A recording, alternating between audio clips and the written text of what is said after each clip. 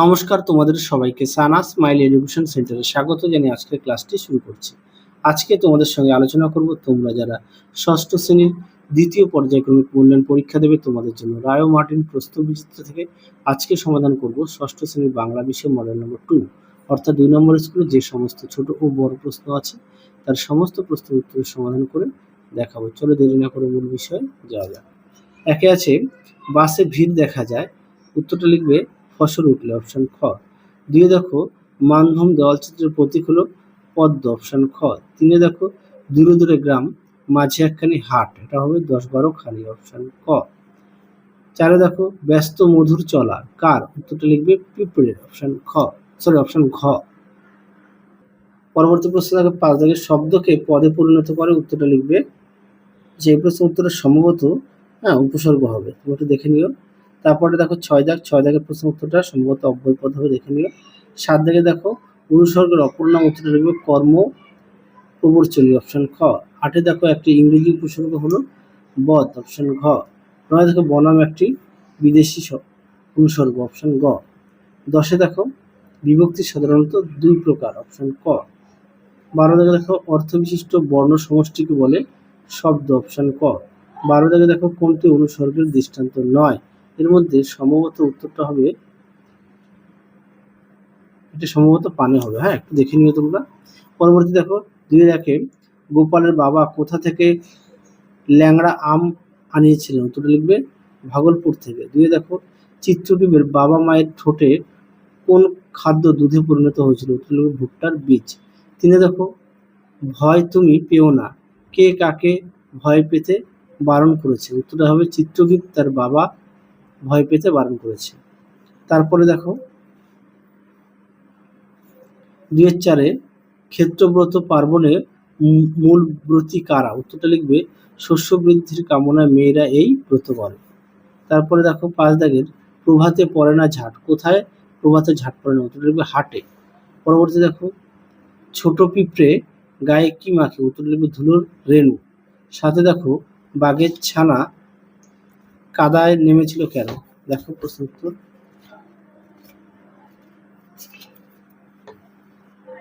দেখো উত্তরটি এখান থেকে লিখবে।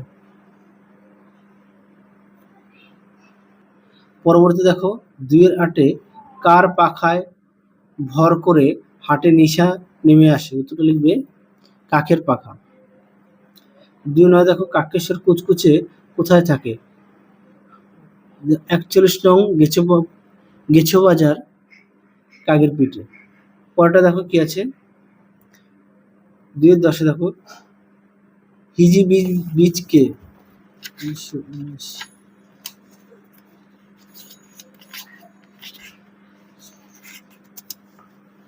দেখো তোমরা এই প্রশ্নের উত্তরটি ঠিক এখান থেকে এই পর্যন্ত লিখবে।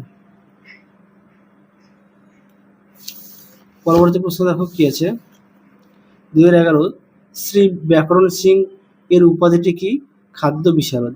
12 দাগে দেখো বড় মন্ত্রী কি খেয়ে ফেলেছে, উত্তর লিখবে রাজকন্যার গুলিসুতো। পরবর্তী প্রশ্ন দেখো কি আছে, পরবর্তী দেখো 3-1 দাগের প্রশ্নটা দেখো, তোমাদের উত্তরটা দেখায়, প্রশ্নটা একটু দেখে নাও। আর তোমাদের আগের ভিডিওতে সমস্ত বিষয়ের সাজেশন দেওয়া আছে, তোমরা যারা এখনো দেখোনি আমাদের প্লে লিস্টে গেলে পেয়ে যাবে। দেখো প্রশ্ন উত্তরটি তোমরা ঠিক এখান থেকে লিখবে। দেখো উত্তরের বাকি অংশটুকু এই পর্যন্ত লিখবে।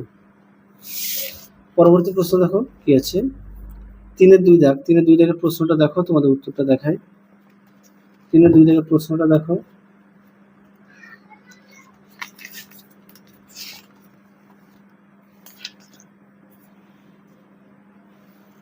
দেখো প্রশ্ন উত্তরটি এখান থেকে অবধি লিখবে।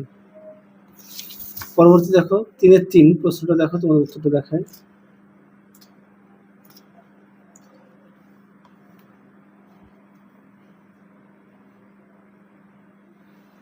দেখো এখান থেকে এই অবধি লিখবে উত্তরটি। পরবর্তী দেখো কি আছে 4 দাগ, 4-1 দাগের প্রশ্নটা দেখো, উত্তরটা দেখায়।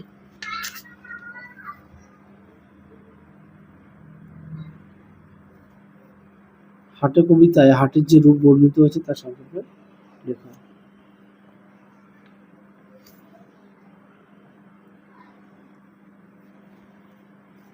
তোমরা এই প্রশ্ন উত্তরটা এটা লিখতে পারো। হ্যাঁ,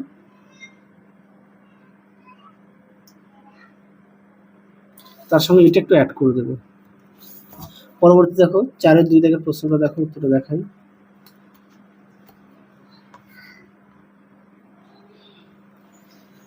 দেখো এখান থেকে এই পর্যন্ত লিখবে। পরবর্তী দেখো 4-এর 3 প্রকৃতির বুকে শরতের আশীর্বাদ কিভাবে ঝরে পড়ে। দেখো প্রশ্ন উত্তর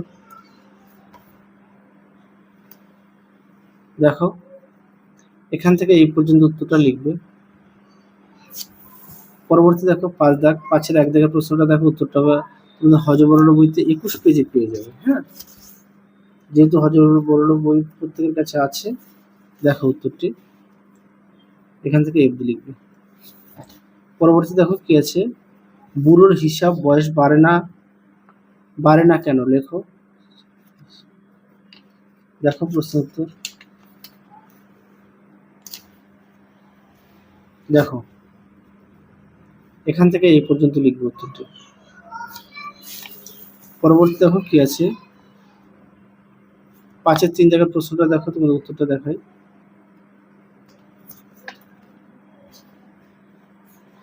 দেখো উত্তরটি সুন্দর করে দেওয়া আছে, তোমরা অবশ্যই পড়ে নিয়ে লিখবে। প্রতিটা প্রশ্নের পাশে পেজ নাম্বার দেওয়া আছে তোমাদের সুবিধার্থে। পরবর্তী দেখো কি আছে, 6-এর পদান্তর লেখো। তাৎক্ষণিক, উত্তরটা হবে তাৎক্ষণিকতা, হিমেল। আচ্ছা, পরবর্তী দেখো কি আছে, 7 দাগের 7-এর 1 দাগে দেখো শব্দগুলোর অর্থ